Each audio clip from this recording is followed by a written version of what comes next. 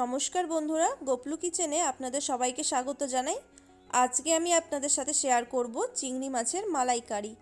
বাঙালিদের অতি পছন্দের একটি রেসিপি চিংড়ি মাছের মালাইকারি। বাড়িতে থাকা কয়েকটি কমন মশলা দিয়েই আমি এই রেসিপিটা আজকে বানাবো। তাহলে বন্ধুরা দেখে নিন এই লোভনীয় চিংড়ি মাছের মালাইকারি রেসিপিটা। আমি এখানে নিয়েছি 3টে গলদা চিংড়ি। এগুলো ওজনে প্রায় 400 গ্রামের মতো হবে। একটা ছুরি দিয়ে চিংড়িগুলোর সুর আর পা কেটে নেব আমি। আপনারা চাইলে কাঁচি দিয়েও এই কাজটি করে নিতে পারেন, সেক্ষেত্রে কাজটি অনেক সহজ হবে। চিংড়ি মাছের প্রথমে আমি সুরটা কেটে নিয়ে তারপর পেছনের দিকের ছোট ছোট পাগুলো কেটে নিচ্ছি।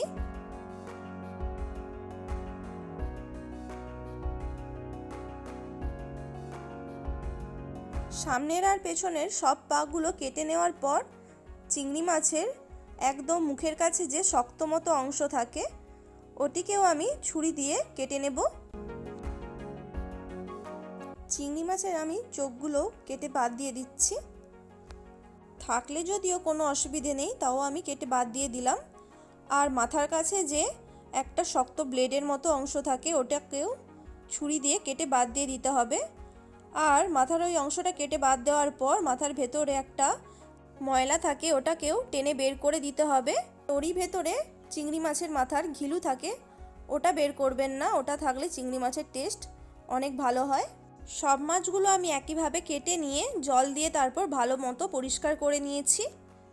এরপর মাছগুলো ম্যারিনেট করার জন্য দিয়ে দেব লবণ আর হলুদ। এখানে লবণ আর হলুদ আমি অল্প পরিমাণেই দিয়েছি। ভালোভাবে চিংড়ি মাছগুলোর গায়ে মাখিয়ে নেব।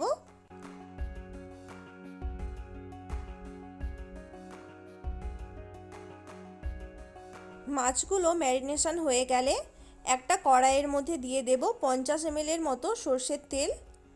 তেল এখানে ভালো মতো গরম করে নেব। তারপর ওই তেলের মধ্যে চিংড়ি মাছগুলোকে আমি ভেজে নেব। এখানে চিংড়ি মাছগুলো খুব বেশি কড়া করে ভাজবো না, প্রায় 1 মিনিটের জন্য উল্টে পাল্টে আমি ভেজে নেব। কারণ মাছগুলো মালাইকারি বানানোর সময় গ্রেভির মধ্যেই ভালো মতো রান্না হয়ে যাবে, তাই এখানে অল্প করে এপিট ওপিট উল্টে ভেজে নিলেই হবে। দেখতেই পাচ্ছেন বন্ধুরা, মাছগুলো তেলের মধ্যে দেওয়ার সাথে সাথেই কীরকম লাল হয়ে গেছে। তাই দুদিকটা উল্টে পাল্টে আমি ভেজেই মাছগুলোকে তুলে নেব একটা প্লেটে। চিংড়ি মাছগুলোকে তেল থেকে ছেঁকে একটা প্লেটের মধ্যে আমি তুলে নিচ্ছি। চিংড়ি মাছ ভাজার ওই একই তেলেই আমি দিয়ে দেব 2টো ছোটো এলাচ, 5 থেকে 6টার মতো লবঙ্গ, সাথে দিয়ে দেব 1/2 ইঞ্চের মতো দারুচিনি। ব্যাস, আর এখানে কিছুই লাগছে না। এই গরম মশলাগুলোকে 30 সেকেন্ডের মতো ভেজে নেব। এবার এতে দিয়ে দেব 4টে চেরা কাঁচা লঙ্কা। এগুলিকে 10 সেকেন্ড নাড়াচাড়া করে নিয়ে ওর মধ্যে এবার দিয়ে দেব 3টে পেঁয়াজ, যেটিকে আমি স্লাইস করে কেটে রেখেছিলাম। আপনারা চাইলে এখানে পেঁয়াজ বেটেও ব্যবহার করতে পারেন, তবে আমি এখানে পেঁয়াজকে একদম পাতলা করে কুচিয়ে দিয়েছি।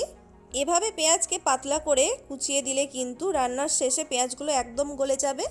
পেঁয়াজ গোল্ডেন ব্রাউন করে ভাজা হয়ে গেলে দিয়ে দেব রসুন বাটা আর আদা বাটা। আমি এখানে রসুন বাটা 1 চামচ দিয়েছি আর আদা বাটা 1/2 চামচের মতো দিয়েছি। আদা রসুনের কাঁচা গন্ধটা যতক্ষণ না চলে যায় ততক্ষণ নাড়াচাড়া করে নেব পেঁয়াজের সাথেই। আদা রসুন ভাজা হয়ে গেলে এরপর এর মধ্যে দিয়ে দেব টমেটো কুচি। আমি এখানে 2টো টমেটো কুচি করে নিয়েছি। আপনারা চাইলে টমেটো বেটেও এর মধ্যে দিয়ে দিতে পারেন। টমেটো তাড়াতাড়ি যাতে গলে যায় সেই জন্য দিয়ে দিলাম 1/2 চামচ লবণ। মশলাটা আমি এখানে ভালো মতো নাড়াচাড়া করে নেব যাতে মশলাটা খুব ভালো করে গলে যায়। আমি এখানে কিছুক্ষণ ঢাকা দিয়ে মশলাটা কষিয়ে নিচ্ছি।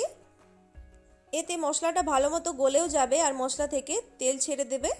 কিছুক্ষণ পর ঢাকাটা খুলে নিচ্ছি। এখানে কিন্তু মশলাগুলো প্রায় নরম হয়ে গেছে।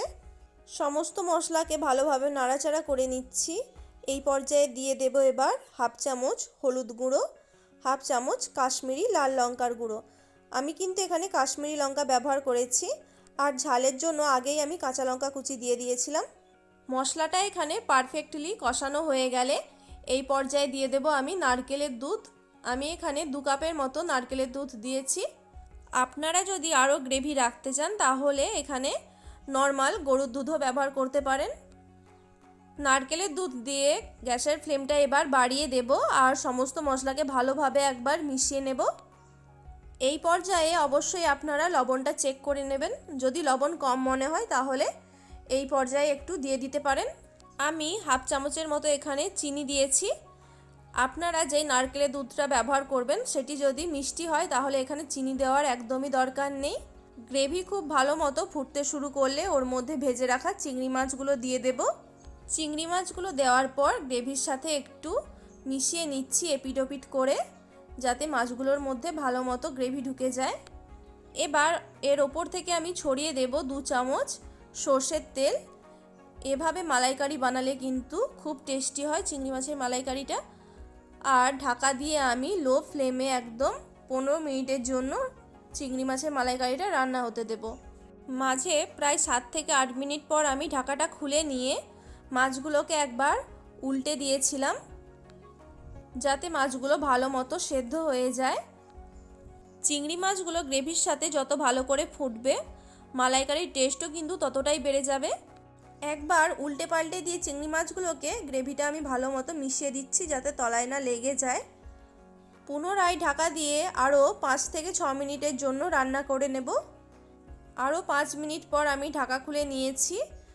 চিংড়ি মাছের মালাইকারি আমার এখানে একদম রেডি হয়ে গেছে। এবার ভালো মতো সমস্ত কিছুকে মিশিয়ে নিচ্ছি। আপনারা চাইলে সব শেষে একটু গরম মশলার গুঁড়ো ছড়িয়ে দিতে পারেন। এভাবে চিংড়ি মাছের মালাইকারি বানিয়ে কাউকে খাওয়ালে আঙুল একদম চেটেপুটে খাবে। রেসিপিটা কেমন লাগলো অবশ্যই কমেন্ট করে জানাবেন। ভালো লাগলে ভিডিওটিতে একটি লাইক করে চ্যানেলটি প্লিজ সাবস্ক্রাইব করে দেবেন। সবাই ভালো থাকবেন, সুস্থ থাকবেন। রেসিপিটা সম্পূর্ণ দেখার জন্য অসংখ্য ধন্যবাদ।